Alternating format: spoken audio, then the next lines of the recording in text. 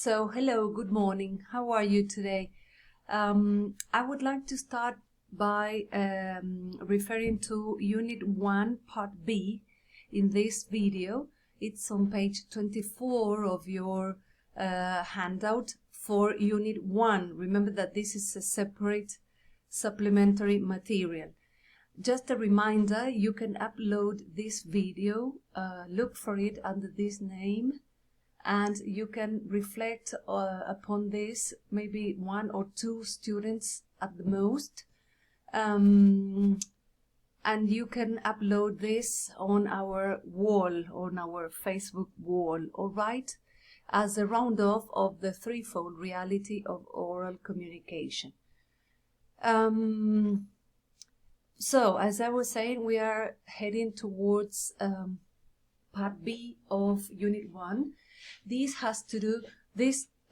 part has to do with oblique and direct orientation in classroom interaction and oral presentations at scientific events.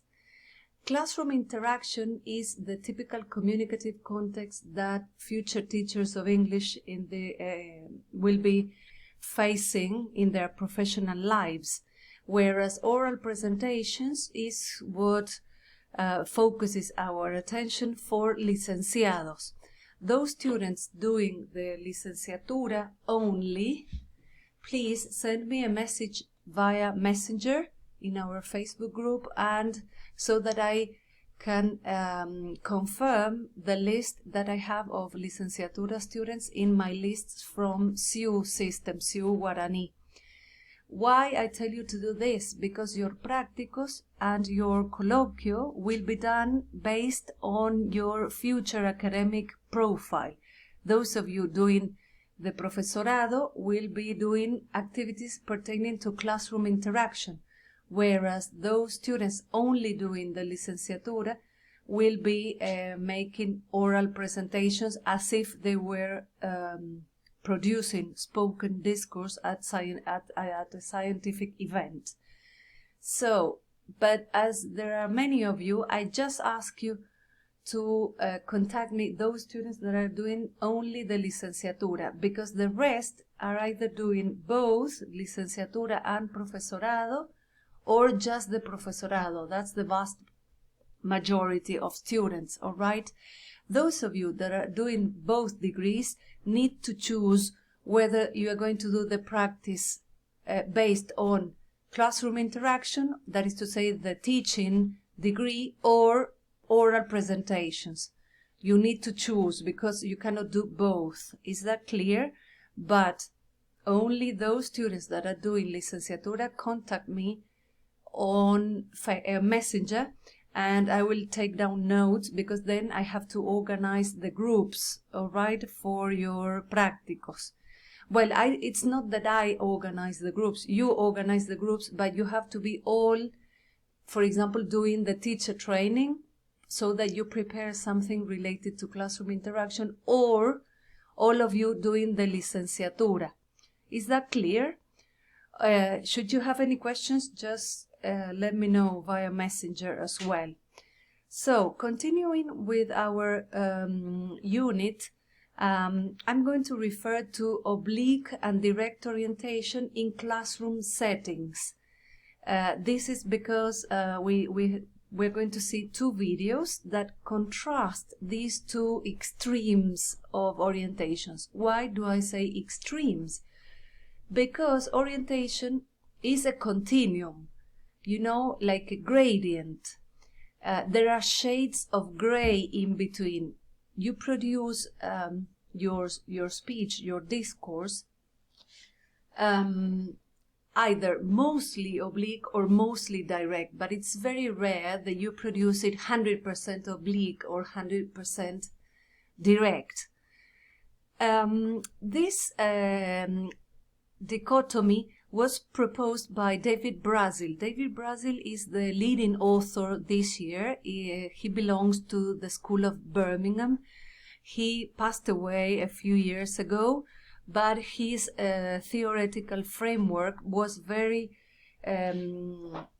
influential in many universities teaching English as a foreign language as is this case, okay, for university professionals, either teachers, licenciados or translators, okay? So David Brazil proposed this dichotomy from oblique to direct orientation, meaning that oblique, you know, the word in Spanish, obliquo, means something that is slanted, not going directly to somewhere. In this case, obliqueness is seen because the speaker or the reader focuses only on decoding the text, not on the audience, not on the interlocutors to whom he or she is speaking to, all right? Whereas direct orientation has to do with a position that the reader or speaker adopts that is directly focused on the interlocutor. Even if it is a monologue, for example, in paper presentations, you concentrate on your audience, not on your notes. For example, if I say which speaker orients their speech towards the content, that sounds more oblique to me because it doesn't show engagement. I'm just decoding the words, okay? I'm making a lot of accents and not really assessing which word is more relevant in each IP, right? Whereas if I say which speaker orients their speech towards the content, you see the difference? You hear the difference better. But we'll see these two videos and you will notice that one of the teachers is really oblique. He's really concentrating on the content, on the words, whereas the other is really speaking to the audience. So let's have a look and then we'll continue with the other contents of the unit, all right? So let's have a look at video 1, teacher 1. You have it in this way. Yeah. That is the science, hyperbolic, and this is 1x. And that is for 2 terms. That is for 4 terms, for 8, and the general solution, or whatever you have the terms written. That is clear? Can you do such kind of drawings? Can you do it? If you have your homework, do some drawings. It is not asked for you, but do it. And send the drawings. Can you? You have some homework for the next time. Exactly of this kind. Do it. And do some drawing. Okay? Are you doing? Sure? Right. You have to do some drawing because you are very good with the computer. And if you are good with the computer, you know to do it. And if you know to do it, do it. Then ask for special permission to do it. Do it. Simply ask to do it. Okay, so what can you say about this teacher? What about his body language? What about his attitude towards the student? It sounds like a Nike advertisement. Do it, just do it. All right, but the result is not that successful, I must say. This is a clear example of oblique orientation, especially at the beginning. He is concentrating on the graphs, on the mathematical side of it, the formulas, etc. Then he moves towards talking to the audience, but in a very unsuccessful way because he even sounds a bit rude, all right? With just do it, very bossy. very detached, very distant from the students, not friendly at all, all right? We'll see those nuances of tones in the upcoming units, especially those referring to tones, which are Unit 4 and 5. But for the time being, this is a pretty good example of oblique orientation. Let's have a look at the following video. Sorry, not that one. This one, right? And compare the results. Hi kids, I'm your librarian, Miss Booksy. It's cool school story time. Everybody gather around. Everybody ready? I said, is everybody ready? Okay then. Oh, wait, where's that book? Huh, here we are. Today's story is Little Red Riding Hood. It worked. Okay, once upon a time, a little girl named Little Red Riding Hood, that's me, was packing a nice dinner to take to her grandma's house. My grandma was sick, and even though I had to walk a mile, I was ready to help my grandma because that's what good kids do, right? I packed up a sweet dinner, liver and onions and peas. Oh, you don't like that? Okay then, fruit roll-ups, some pizza, ice cream, and 4 Twinkies. Okay, good choices. Now, there's only one good way to get to Grandma's. It's right through the scariest forest you can imagine. That's not scary. Oh, my bad. Better?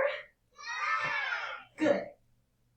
Whoa, but then someone or something snatched my red hood. It snatched my basket of delicious snacks. I've been robbed. Kids, robbed by a wolf. I said a wolf. And the wolf was wearing my red hood. That's a little girl's hood. He could stretch it out, the darn wolf. And he just looked silly, too. Then he spoke. What is a little girl like you doing all by herself in the woods like this? Going to my grandma's house, if it's any of your business. And it's not. So please, give me back my stuff. Aren't you a sassy lassie? Maybe I will go to your grandmother's house and eat her. What do you think about that? Put some sauce on her, maybe some ketchup or mayonnaise, I don't know. Oh, no, you won't. You're not putting mayonnaise on my grandma. I yelled, and I kicked, and the wolf ran off. And wolves can run pretty fast, even when you're wearing little girl's red coat that doesn't fit quite right. I had to get to Grandma's, and fast. There was a dangerous wolf in the woods, so I ran. Run faster? Okay. All right. So, of course, the differences between this video and the other one are quite significant. And you have all the technological support to make this presentation much more appealing than the other. But having said this, this is a very good example of direct orientation, all right? Mostly direct. She doesn't hesitate. She doesn't read. She doesn't focus on a script or something. She's acting things out perfectly. Of course, she's a native speaker too, but the purpose of our subject is that you produce either classroom discourse, teacher talk, that is more oriented to direct orientation, of course. This is the way of appealing students and attracting their attention. And what about paper presentations in conferences? Normally, some presenters read and they sound very detached to the audience, but we also recommend that you produce mostly directly oriented discourse, all right, because in this way you connect more directly to the audience and attract their attention. So this is for the time being in this video. You have 2 examples of the dichotomy between direct and oblique orientation, and we'll continue in the following video. Bye.